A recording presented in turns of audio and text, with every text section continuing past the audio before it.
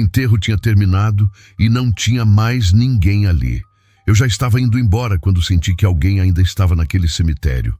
Dei mais alguns passos e quando me virei, ele estava lá. O homem que eu tinha acabado de enterrar, parado ao lado do próprio túmulo. E naquela hora, lembrei de algo que minha avó sempre me dizia quando eu era mais novo. Meu nome é Raimundo Alves, tenho 71 anos. E essa é a minha história em minutos. Eu fui criado pela minha avó desde pequeno. Meus pais trabalhavam muito. A vida em Iguatu, no interior do Ceará, é assim. E às vezes, o filho fica mais com os avós do que com os próprios pais. É a realidade de quem precisa trabalhar duro para colocar comida na mesa todo dia. E foi com a minha avó, vendo ela e ouvindo ela, que eu aprendi o que sei sobre a vida. Ela não tinha religião. Acreditava em Deus, mas do jeito dela, sem precisar que ninguém dissesse para ela no que acreditar. O que ela tinha era um conhecimento que veio da família dela, passado de geração em geração, de boca em boca, do jeito antigo. Um conhecimento que ela levava a sério e que ela foi passando para mim.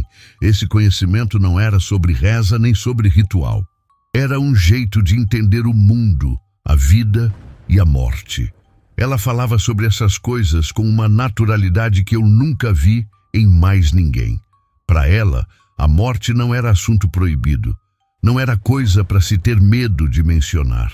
Era parte da vida. E ela me ensinava a encarar isso do mesmo jeito que ela encarava. Uma das coisas que ela mais repetia era sobre a alma depois da morte. Ela dizia que nem toda alma sabe que partiu, que tem gente que morre de um jeito tão rápido ou de uma forma tão confusa que a alma fica parada, sem entender o que aconteceu.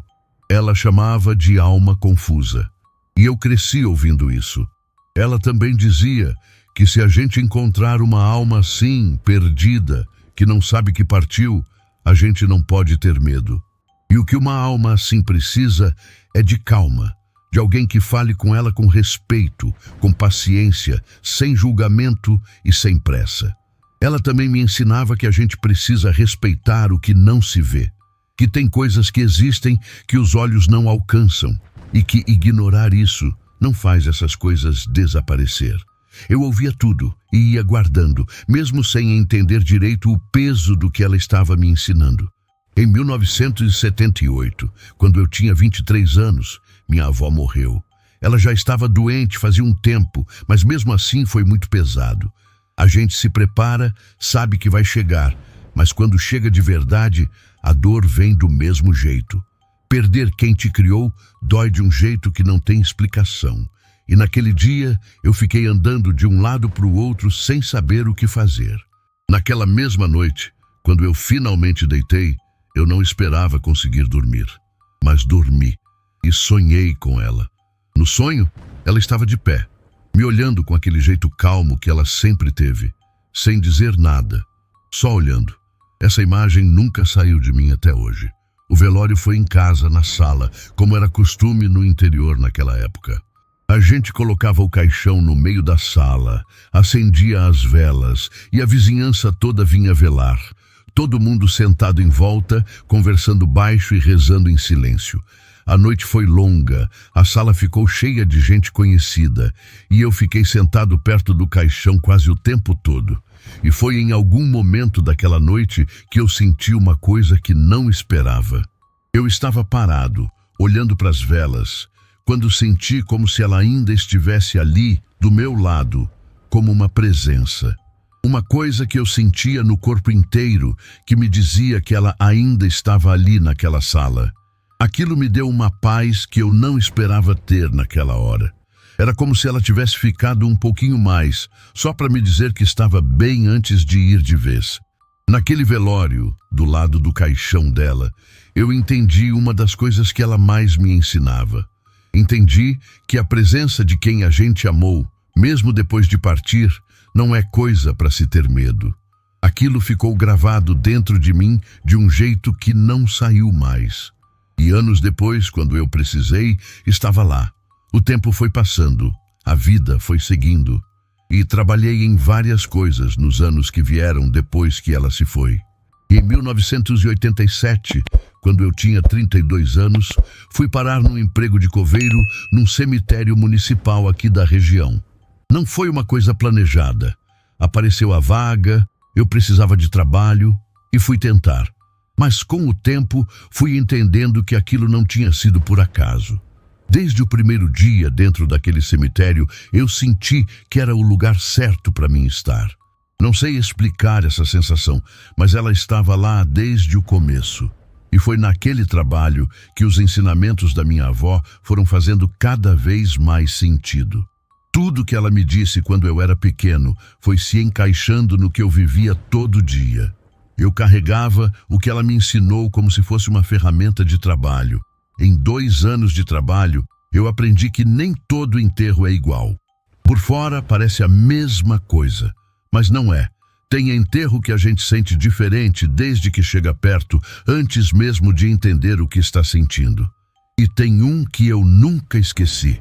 Foi em 5 de agosto de 1989. Um dia que me ensinou na prática tudo que minha avó tinha me dito só com palavras quando eu era pequeno. Não foi fácil, mas foi a coisa mais certa que eu já fiz na minha vida inteira. Eu trabalhava há 2 anos como coveiro e naquele dia eu tinha chegado cedo no cemitério. Eu tinha outros serviços pela manhã e o enterro do Luiz Carlos estava marcado para tarde. Mas atrasou. E foi um dos últimos do dia, e quando começou de verdade, já estava passando do horário que a gente normalmente terminava. Luiz Carlos tinha 48 anos. Era caminhoneiro, um homem que passava a vida na estrada, carregando carga de um canto para o outro. Não era vida fácil essa vida. A gente que mora no interior sabe bem o que é ter marido ou pai que passa semanas fora de casa. Eu o conhecia, sabia quem era a mulher dele, os filhos. Não era amigo próximo, mas era conhecido. Ele morreu de repente. Foi um infarto, rápido, sem avisar. Estava trabalhando na estrada, como qualquer outro dia. E não voltou. Deixou a mulher, os filhos ainda pequenos e uma vida que estava no meio. Esse tipo de morte é difícil de enterrar, porque a família chega em choque, ainda tentando entender o que aconteceu. E quando o caixão chegou, eu senti uma coisa diferente. Era uma inquietação, uma sensação que eu não soube nomear na hora, mas senti. Ver aquele caixão fechado pesou de um jeito que eu não esperava. Quando a gente conhece quem está dentro, não é a mesma coisa. A gente olha para o caixão e vê mais do que madeira. Vê as coisas que ele deixou para trás sem querer. Eu olhei para aquele caixão com tudo isso na cabeça. A mulher dele chegou com os filhos do lado. Ela mal conseguia ficar de pé. Uma vizinha segurava ela pelo braço o tempo todo, porque parecia que a qualquer momento ela ia cair. Eu vi ela olhando para o caixão com um olhar que eu não esqueci. Era o olhar de quem ainda não acredita no que os olhos estão vendo. Os filhos ficaram de um lado, quietos. Os mais novos não entendiam direito o que estava acontecendo. A gente via no rosto deles. Eles sabiam que era coisa séria, que a mãe estava chorando, que tinha muita gente ali. Mas o peso real daquilo, o que aquele dia ia significar para as vidas deles, era grande demais para uma criança alcançar. Eu fiz o meu serviço como sempre. Fiquei no meu lugar, cuidei do que tinha que cuidar. Mas aquele incômodo que começou quando o caixão chegou não foi embora. Pelo contrário, durante o enterro, ele foi crescendo. Era como se tivesse algo ali que eu não conseguia ver, mas que eu conseguia sentir. Uma presença que eu não sabia identificar ainda. O padre fez a oração como sempre faz. As pessoas rezaram junto, alguns em silêncio, alguns em voz baixa. E eu fui fazendo o que tinha que fazer. Mas alguma coisa dentro de mim dizia que aquilo ainda não tinha acabado. Não era medo, isso era diferente. Era mais quieto, mais fundo. Era o tipo de coisa que minha avó chamava de sinal. Quando o enterro terminou, as pessoas foram saindo aos poucos. Foram dando o abraço na viúva, foram se despedindo, foram embora. Em pouco tempo, só ficou a família mais próxima. E logo depois, eles também foram. A mulher do Luiz Carlos foi a última a sair.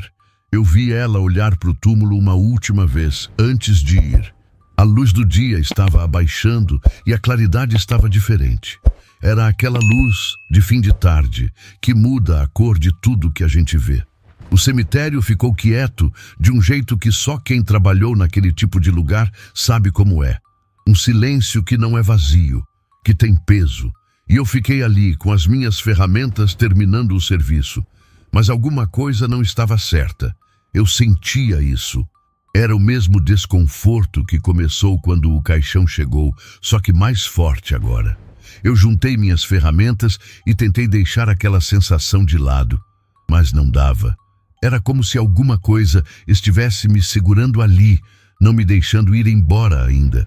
Eu nunca tinha sentido aquilo daquele jeito antes. Tem uma coisa que a gente aprende quando trabalha com enterro. Quando um serviço está completo, a gente sente. Não tem como explicar bem, mas é real. E naquele momento, parado do lado daquele túmulo recém-fechado, eu não estava sentindo isso. A terra ainda estava solta, sem lápide nenhuma, como toda sepultura recém-fechada. Eu me afastei do túmulo. Dei uns passos para trás, fui pegando minhas coisas, me preparando para ir embora. O sol estava baixando rápido e eu sabia que em pouco tempo ia escurecer de vez. Era hora de ir. Foi quando meu corpo travou. Era uma coisa que parou meu passo no meio. Era uma sensação clara, sem dúvida nenhuma. Eu não estava sozinho ali. Eu fiquei parado por 1 ou 2 segundos, sem me mexer. O coração acelerou, porque eu tinha certeza de que tinha alguém ali comigo ainda. Eu pensei em continuar andando, mas quando você sente o que eu senti naquele momento, você vira, não por bravura. Você vira porque o corpo vira antes de você decidir. Então eu me virei, devagar, e olhei para a direção do túmulo. E estava lá, uma figura parada. Não era sombra. Eu reconheci o rosto em menos de 1 segundo. Era o Luiz Carlos, o mesmo homem que eu tinha acabado de enterrar, parado do lado do próprio túmulo, me olhando. Eu fiquei parado também, sem conseguir dar um passo. As pernas travaram. Elas não obedeciam. Eu queria dar um passo para trás, queria respirar fundo, queria fazer alguma coisa, mas o corpo não obedeceu. Ficou parado onde estava. Eu não lembro de ter sentido medo assim antes na minha vida. Nós ficamos nos olhando por alguns segundos. O Luiz Carlos estava me olhando com um olhar que eu não sei descrever direito. Não era raiva, nem ameaça. Era um olhar de quem está perdido. De quem está esperando alguém explicar alguma coisa que ele não entende. Ele não veio na minha direção e não fez nenhum gesto de ameaça. Só ficou parado onde estava. E foi isso que me impediu de sair correndo naquele momento. Depois de um tempo, ele baixou o olhar e olhou para as próprias mãos. Eu vi ele virando as mãos para cima, para baixo, olhando como se não reconhecesse o que estava vendo. Como se aquelas mãos não fossem dele. Como se tivesse algo errado ali que ele não conseguia entender. Depois, ele olhou para o túmulo. Eu vi a expressão do rosto dele mudar enquanto ele olhava.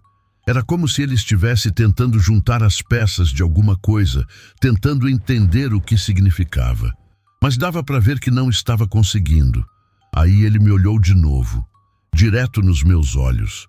E foi nesse momento que eu senti que ele ia falar. Tinha alguma coisa no jeito que ele me olhou que era diferente da primeira vez. Antes era um olhar perdido. Agora era um olhar de quem precisa de uma resposta. A boca dele se abriu e eu ouvi uma voz baixa, quase um murmúrio, mas que eu ouvi claro como se estivesse do meu lado. Ele perguntou por que a mulher dele não tinha respondido quando ele chamou. E continuou. Disse que tinha visto ela chorando. Perguntou o que tinha acontecido, o que tinha dado nela. Falou isso com uma dor no rosto que eu não consigo esquecer. Era um homem que tinha visto a mulher que amava chorando daquele jeito e não sabia por quê. Não sabia que era a morte dele que tinha causado aquilo. Depois, perguntou por que ela tinha ido embora sem falar com ele. Disse que tinha tentado chamar e ela não tinha respondido. Que tinha ficado ali chamando e ela não tinha olhado em nenhum momento. Eu ouvia tudo aquilo e ia entendendo cada vez mais o que estava acontecendo. Aquele homem não sabia que ela não podia mais ouvi-lo. E aí veio a última pergunta, a mais pesada de todas. Ele perguntou pelos filhos. Disse que não estava vendo eles em lugar nenhum, que queria saber onde estavam, que queria saber se estavam bem. E aquilo foi o momento mais pesado. Um pai perguntando pelos filhos sem saber que não ia mais vê-los do mesmo jeito que antes. Cada pergunta que ele fazia caía mais pesada do que a anterior. Era porque eu ia entendendo o tamanho daquilo que ele não sabia ainda. Ia entendendo que aquele homem estava ali, do lado do próprio túmulo, sem saber que estava morto, sem saber que era ele que estava enterrado ali debaixo. Não vou mentir. Eu senti o medo subir dentro de mim de um jeito que eu nunca tinha sentido antes. Era mais o medo de estar diante de algo que não tem explicação dentro do que a gente considera normal. Um medo que a gente sente quando percebe que aquilo que está acontecendo é real e não tem como deixar de ser. Mas junto com o medo veio outra coisa, um reconhecimento. Eu tinha ouvido aquilo a minha vida toda, vindo da minha avó. Ela tinha me descrito exatamente isso, uma alma que não sabe que partiu. Uma alma confusa, que ainda está tentando viver uma vida que já acabou, fazendo perguntas que o mundo ao redor não consegue mais responder. Era exatamente o que estava na minha frente. E foi aí que a voz da minha avó veio. Eu ouvi ela dentro da minha cabeça, clara, do jeito que ela falava quando eu era pequeno. Alma perdida não faz mal. Alma perdida precisa de ajuda. Aquelas palavras me pararam. O Luiz Carlos continuava ali, me olhando, esperando alguma coisa. E eu fiquei olhando para ele, com as palavras da minha avó dentro da cabeça, entendendo o que eu precisava fazer. Não era fácil, eu nunca tinha feito aquilo antes. Mas eu sabia o que era certo fazer. Então respirei fundo, uma ou duas vezes, e tentei colocar o coração no lugar.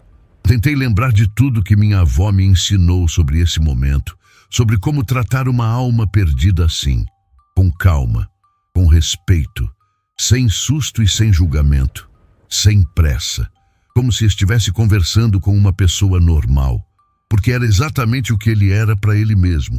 Ele ainda achava que era uma pessoa normal, vivendo a vida dele.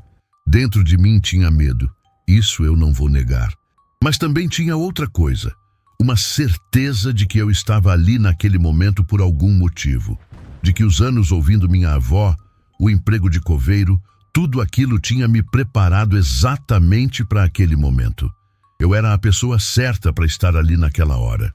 E eu sabia que precisava fazer o que ela tinha me ensinado.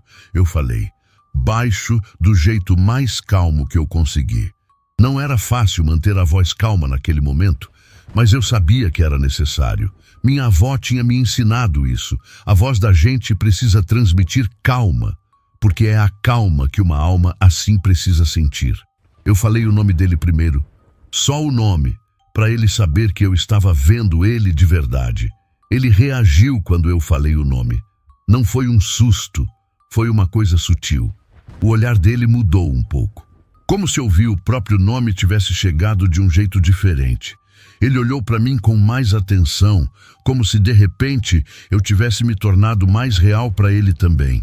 Eu continuei falando, ainda baixo, ainda com cuidado.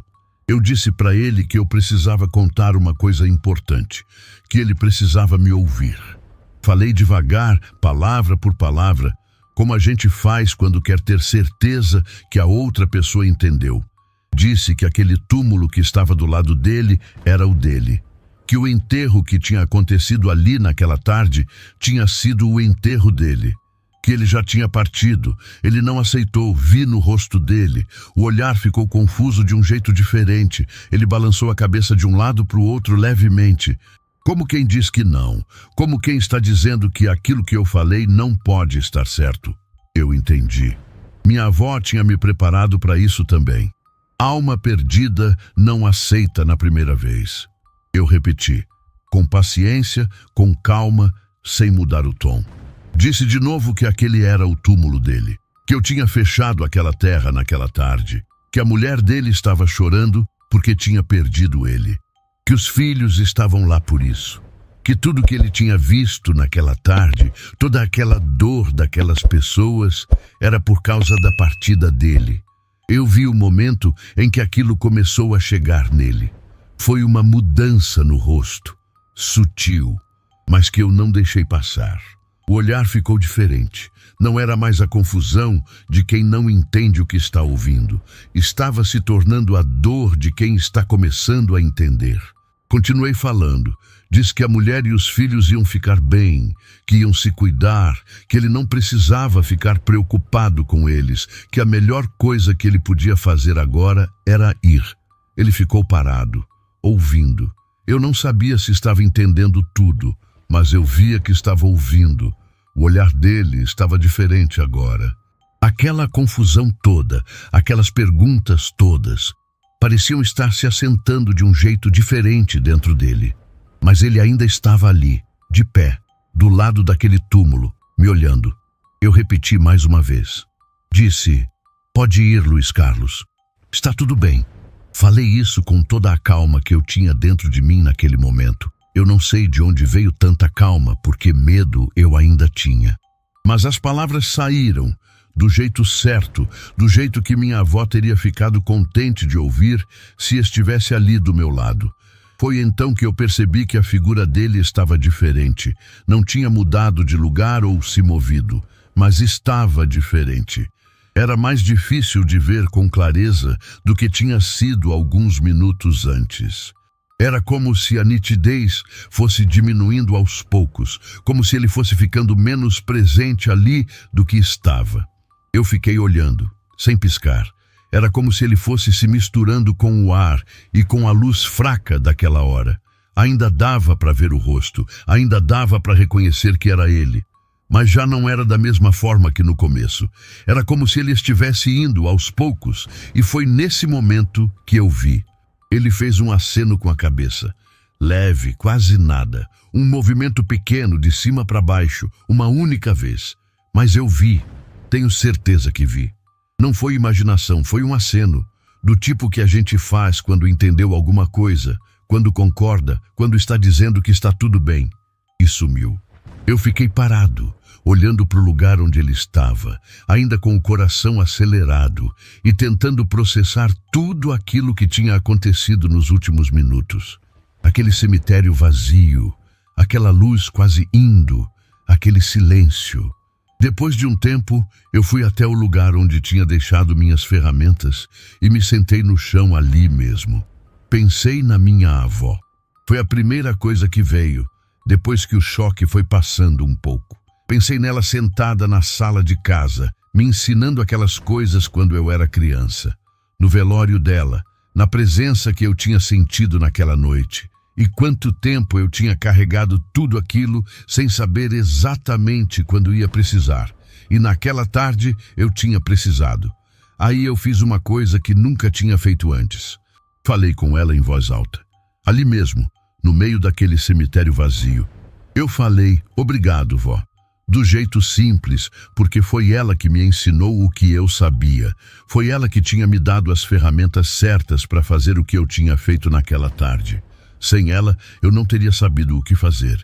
Eu fico pensando até hoje no Luiz Carlos.